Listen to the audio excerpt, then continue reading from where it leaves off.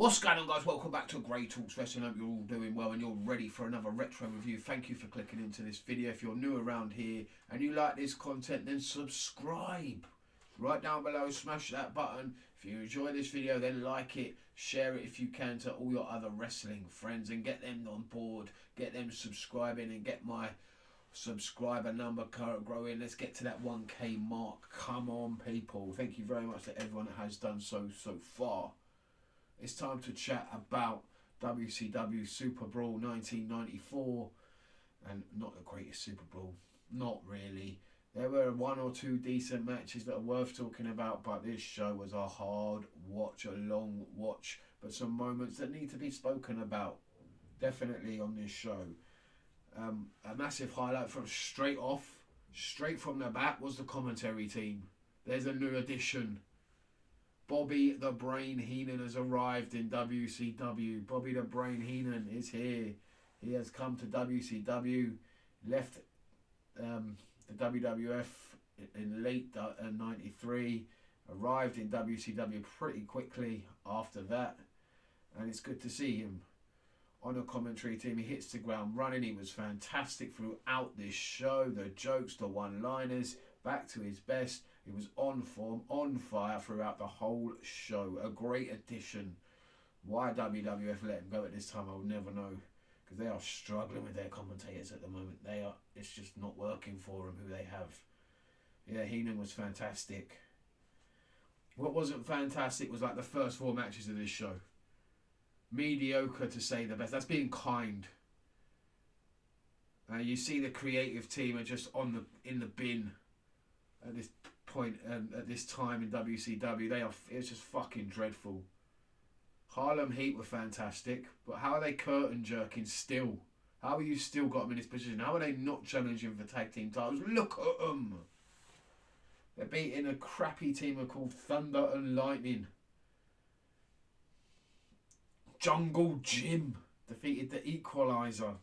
Just an awful match. Terry Taylor has still got a job. How is he still knocking around? He beats a very green DDP in a brutal match. Let's have it right. Johnny B. Bad defeated Jimmy Garvin. And the highlight of this was Jimmy Garvin hitting a stunner afterwards. They called it 911. And I do remember Austin saying that Michael P.S. Hayes taught him the stunner. So it kind of makes sense seeing it there.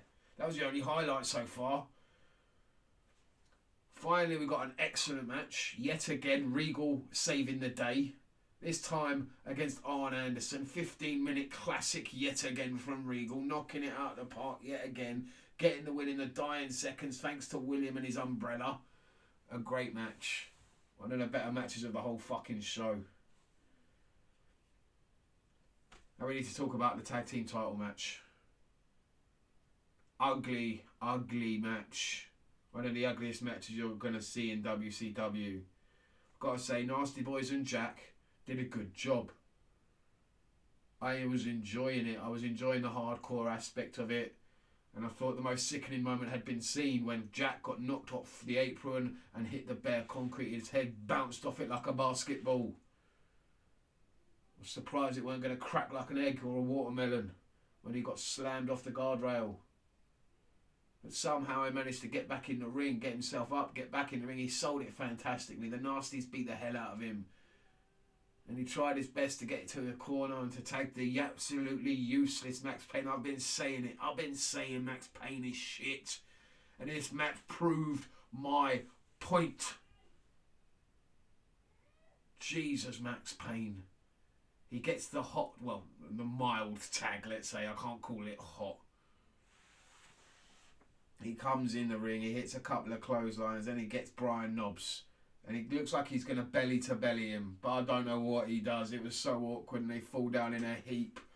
And Brian Knobbs, his arm just snaps in two. It looked nasty. It just went limp and dangled awkwardly and uncomfortably from his body. You could see straight away Heenan called it and it was obvious to everyone. Yeah, his arm was broke. They finished the match pretty quick. Max Payne got smashed over the head with a guitar and you know Sags hit him hard. You know he tried to bust his head open as hard as he could, man, after what he did to Knobbs. Nasty Boys get out of the ring, DQ, and they head to the back because Knobs needs to go to they needed to go hospital, man. His arm was broken. It was fucked. You can see it was just dangling like, oh, it was grim. Max Payne shouldn't have been anywhere near a fucking wrestling ring.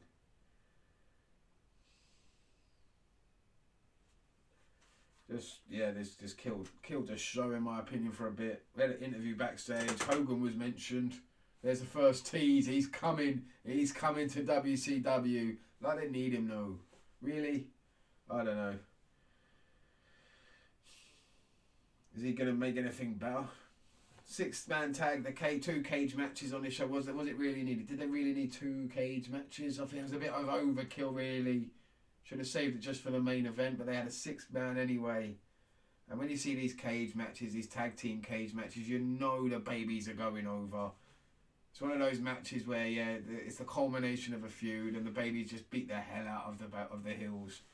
You're not going to see any classic wrestling. It's just a big brawl. And it was really good. Austin was the absolute star of this. The MVP of this match. No doubt about it. Clearly was ready for that push into the main event scene. What were they smoking? Why couldn't they see it? He was clearly ready. His interactions with Sting in that match were fantastic. More than ready. Decent match though. Like I said, you knew the babies were going over. They win the match. The continuation of the feud between Rude and Sting continues after this. And then we head into the main event. Flair versus Vader once more. I thought this match was better than the one before because Vader was more dominant in this one. Beat the hell out of him. But for me, a cage match is supposed to keep people out. And it did the opposite really. Harley Race found a way to interfere even more than he did the last time without the cage. There's a special guest referee, the Boss. And I love Heenan here. He didn't give a fuck. He just called him the Bossman completely throughout the whole show. Throughout the whole match. He did not care. And even Schiavone did it a couple of times. He slipped up. And you know there was a lawsuit waiting in the offices of WCW the next morning. You know it. There's no way they could have got away with this one. Gimmick infringement all over, man. They didn't care. They just kept calling him the Bossman. Yeah, Bossman did play a big part in the finish of this match. I like that he got handcuffed. Didn't like that Race got in the ring. Didn't like all the other interference. And I didn't like Bossman managed to get free. And Flair had got an awkward figure 4 on Vader in the ring. And Bossman just comes in and just rings the bell. Vader didn't quit. Vader didn't tap out. Nothing. Vader was pissed off and rightfully so. He got screwed. Somehow, some way, Flair escaped with the championship. Thanks to a dodgy call from Bossman. Let's have it right. Flair survives. There we go. That was the show. Shitty finish to it. To not a very good Super Brawl in my opinion. Regal steals the show yet again with a decent match. Thanks for watching. Let me know what you thought down below if you have watched WCW Super Brawl 94. I'll see you next time. Stay safe, stay lucky. Peace.